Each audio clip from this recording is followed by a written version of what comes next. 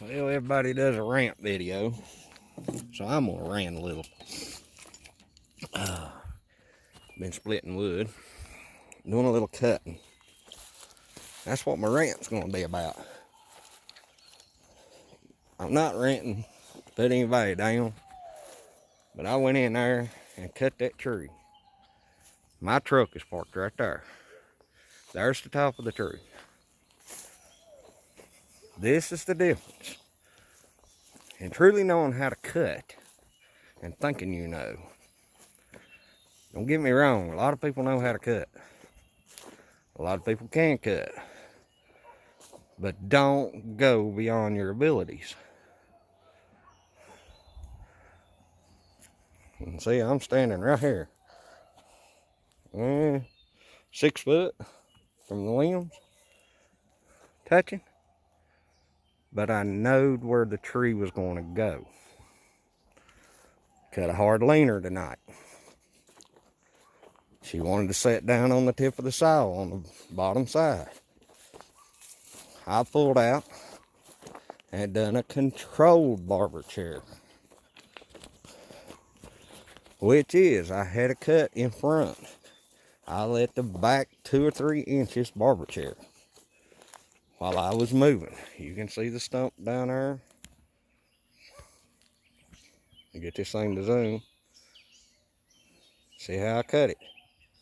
That tree was leaning because these 2 big ones up here had leaned it. Had a lot of pressure. I knew what I was getting into. I thought it out. I looked at the tree. I made sure I had a path out of there. Please be careful. In all my years of cutting, I've been hit by a tree. Had my knee surgically rebuilt twice because of that one incident. Had a 10-year warranty on it, and as the doctor said, and it's been 21 years now. July 18th will make it 21 years. And no, you can look.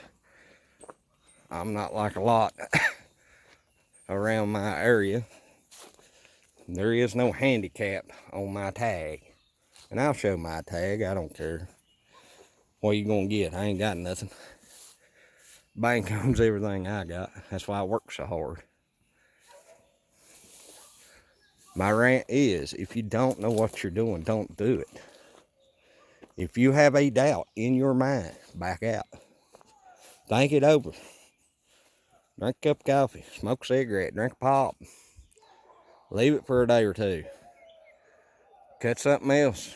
Get you a little experience, a little confidence. Some of this here, these were 30-some inch at the butt trees. Some of them are bigger than that I've cut. And yes, I got hurt. The reason I got hurt was I was in a bad situation. I was on the job.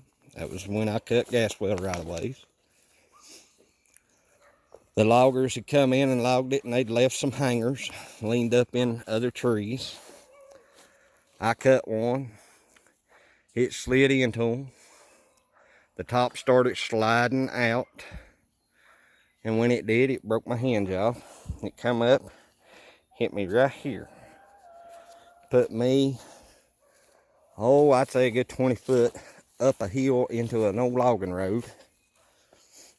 I had good training because I locked my bar on my saw while I was in the air. Because it wasn't locked when I got hit, and it was locked when I landed on it. When I come to, my saw was under my leg. I was back in the woods, I don't know, 5-6 miles. I had a buddy with me. I was able to get his attention. He ran to me. That buddy has passed on. And I'm going to tell you, that man taught me a lot. His name was Rob Thomas. Had a lot of respect for that man. A lot. And he had a lot of respect for what we were doing, as do I. We know what can happen. We had another boy, I won't tell no names. They were cutting brush, 3 of them. The boss told him cut, small brush. Well, one decided to cut a little bit of a tree. The boy was standing just right to where the forks caught him right in the top of the head. He was 18, 19 years old, just married, couple kids, starting his life, paralyzed from the neck down. I reckon he's passed on now. Kid never had a chance. On investigation of the accident, if he'd have been another foot to 2 foot, he'd have got knocked down, but he probably wouldn't have got hurt further out. If you go with your friends like I do, me and the neighbor, we cut wood together. He's been around when I've cut trees. I've had my sons up here with me. I've had my wife up here with me. But I always know where they're at. And I always pay attention to what's around me. The top of that tree will tell you a lot. Weather conditions will tell you a lot. Time of year is factored in. There's more to it than just taking a saw and cutting into a tree. You got to know how to notch. You got to know how to hinge. There's a lot more to it. Barwood cutters, yeah, you're not cutting nothing hopefully as big as what I'm cutting. Some of it, like this one, yeah, you're cutting. But any normal person would have cut that down the hill and pulled it up out of there. Me, I'm a directional cutter trained. I can cut them to lay where I want them. Sorry about making you dizzy. I've done this for 20-some years now, 25, 26 years. I've run a saw. I've learned a lot. A lot of it stuck. I take suggestions and advice and teachings from older and younger, because there's some younger guys out there that have done this a while, and they've learned some tricks that maybe I don't know. All I'm trying to do is tell you, be careful. Pay attention. Watch what you're doing. I mean, I've got kids, I've got grandkids. And good Lord willing, I'm going to be around for a long time. Hopefully long enough to see them graduate high school. Because that's one thing I'm a stickler on. You graduate high school. You get an education. That way you're not out here busting your hump like I am. Granted, this right here, cutting these, doing this, hauling to the mill, raising that horse, wherever she's at. She's in behind the tree here. Let me move where you can see her. Oh, there she is. That horse, that goat, which is right there, if you can see him. That's my way of relaxing. Call me crazy, I work to relax. But I work at things I like to do. My job, yeah, I don't care much for what I do there. But the people I'm with make it enjoyable. But it's safety. Running that splitter tonight. Had hearing protection. Had safety glasses. Paid attention. Watched where my hands went. I've seen people cut fingers off with those things. That tractor right there. It's not made to go sideways around that. It has limitations. I know its limitations. I have learned them. I have been cautious with it. I've learned what I can and can't do. I didn't go at it full bore right off the bat. This truck, I live in these mountains. Growing up, time we got four-wheel drives, yeah, we were tearing these mountains up. These old fire trails and logging trails and stuff, that was the thing. But even then, we would think we wouldn't go into one flying and tearing up all jack the first time. We go in there and take a look at it. What's in there? You know, I've just seen so many people hurt over the years because they didn't stop and take a minute to look, to realize, to see, to think. God knows I ain't the smartest, but you know, I got enough sense to know I don't want to get hurt. Midnight's a tearing it up here. Watch him. He can get in and out. I think he's jumping the fence right there where he's at. Little butt. That's something else. Goats. Fencing. If you can throw a bucket of water through that fence, that goat can go through it. Trust me. Well, got a mess down here to clean up. Probably start hauling that out of here tomorrow evening after work. Because I kind of need a little bit of cashola to get me through. But I was just sitting here, another deer in the woods. Or something, I hear something breaking. I've got some up in here right now, walking around. And I just cut this. But I just sitting here thinking, you know, about my kids, my grandkids, you know. My youngest boy, he used to lay up here. Well, he's a teenager now. He's got girls on the mind, which is all right as long as his schooling comes to a head. He keeps his grades up, and he does what he's supposed to, and he keeps his politeness, his willing to help others. I mean, elementary school, little girl dropped her books. It was time to go home.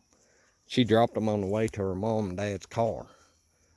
My son, me first in line, everybody else loaded, they're waiting on me to get out of the way. He stops, helps her pick her stuff up.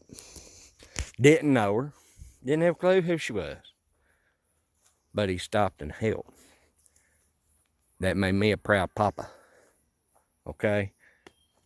He showed respect and caring for someone he didn't even know. I mean, he didn't have to do that. How many people, think to yourself, would you have done it? Would you stop and help somebody?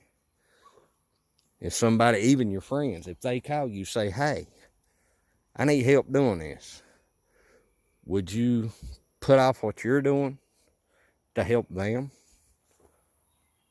I mean, would you? I like to think I would. And I have. I've got a friend. He's got a channel on here, Fred Third Able. Don't ask me how to spell it. I can't remember how he spells it. He's like me. He's an old country boy. He likes gold prospecting. Check him out if you like it. I mean, he ain't done that in a little while, but I'm sure he'll get started back because he's like me. We're not well off. We fight, scratch, and scrounge for everything we've got. We work. We bust our butts up in these mountains. As one television show used to say, it's a hard scrabble life. Well, we live it. Right there's proof. That's 2 evenings. You know, a couple hours each evening. And that's a Sunday. And up on the hill is a Sunday morning. There's 2 loads cut that I cut up yesterday morning. So, you know, we do what we got to do. I hope everybody had a happy and safe 4th of July. It's a little bit after 9 o'clock. 4:30 comes early in the morning. And comes faster than you think. I've still got to take a shower. Don't know if I'm going to eat supper tonight or not. Probably not. Probably just go to bed. I had breakfast this morning. That's good enough. Spent the day wiring the lights on a snowplow truck and fighting with it, which wasn't too bad. Very enjoyable day by myself at the shop. That'll change tomorrow. My buddy will be back, so we'll get into something. But I just wanted to do this and say, hey, you know, be careful. Watch what you're doing. Think about what you're doing. Think about your family. You know, the ones that love you. They're the ones, you know, my wife and kids count on me to bring home, you know, the house payment, to keep the roof over their head, to keep the lights on, the water flowing, you know. And yeah, sometimes you got to do things that you might not want to do. I mean, I've neglected doing things with my family quite a bit because I'm trying to pay the bills and give them what they need, not what they want. But hopefully this year, we're going to have a Christmas. It's a beautiful evening. Some storm clouds have rolled through, but no storms tonight. Thank goodness. Rare occasion. The horse is having her big-eyed time over on that bank. She's got some clover over there she's been saving. Well, this video is getting a little long for me just ranting and raving.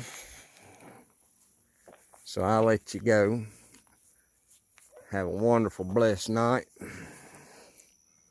Be nice to each other. Be kind. Tell your family you love them. Don't cost you nothing. I mean, if they're like mine, they don't expect nothing. They don't want nothing except your love, a little bit of attention, and to be with them. So please be careful, and I'll catch you on the next one.